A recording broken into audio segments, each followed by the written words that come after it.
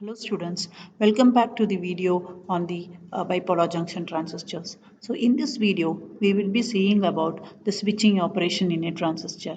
So already in the previous videos, we have discussed about the application of the transistors in which we have discussed the transistor can be mainly used as an amplifier as well as the switching device.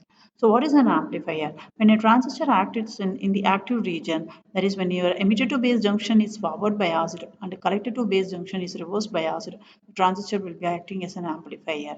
So here, for a switching case, we will be using the transistor in cutoff and saturation. To understand this operation, we will go through the load line of the transistor.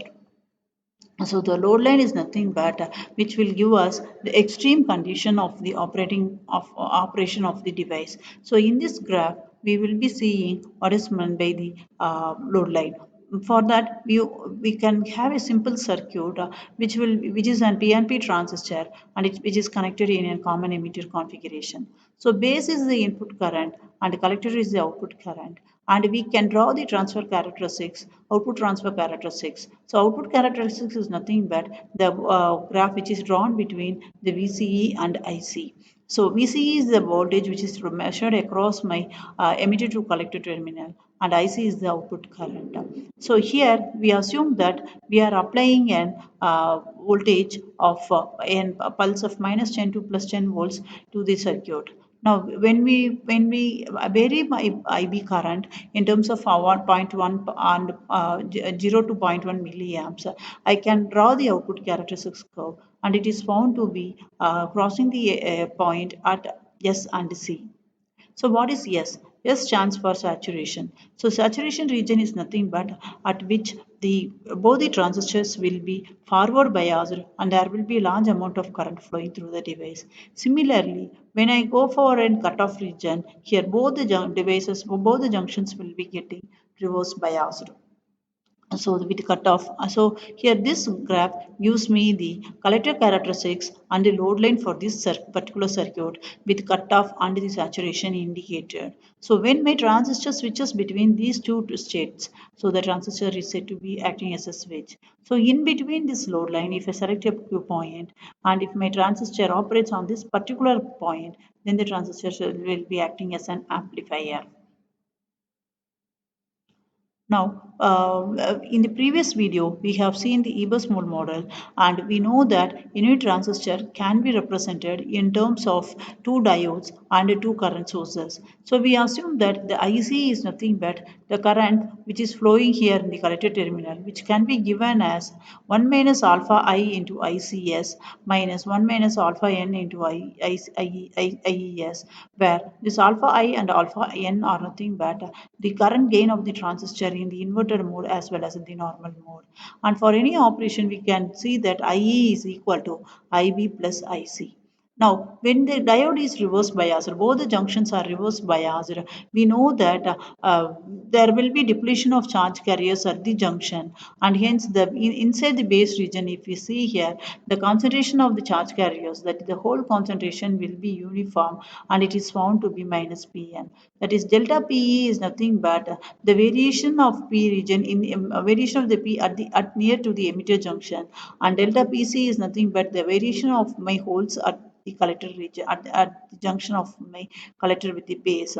So P of xn is equal to 0 indicates that my variation of the holes along the base width is equal to 0.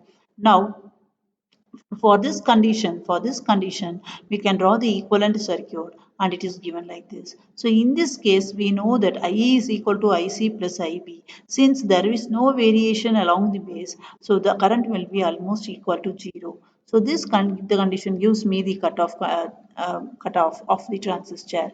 So normally when I go for the Ebers model, so any current which is present in the base region is due to the electrons and the holes, and it will be given by in terms of two component. One is due to the one is due to the whole distribution in the base with emitter and the collector junction is when it is forward biased due to the injection and the collection in the normal mode or due to the inverted mode.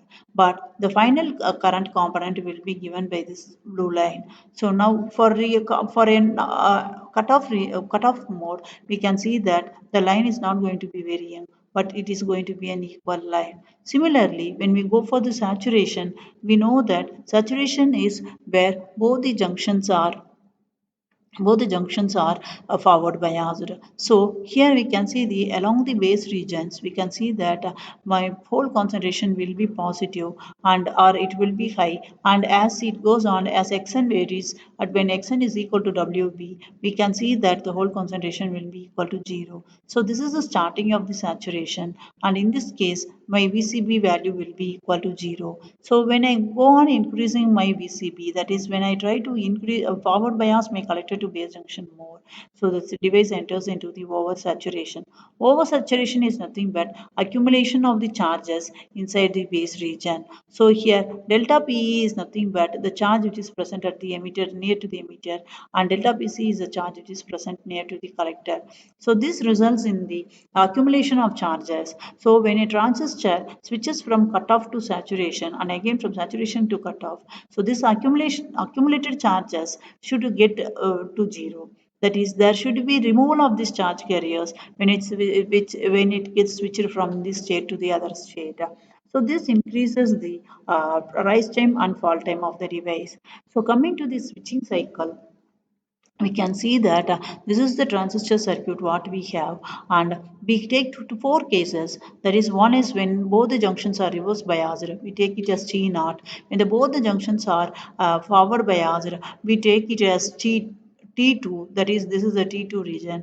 And when one emitter to base junction is forward biased and collector to base junction is reverse biased, that is in the linear region, I take it as T1.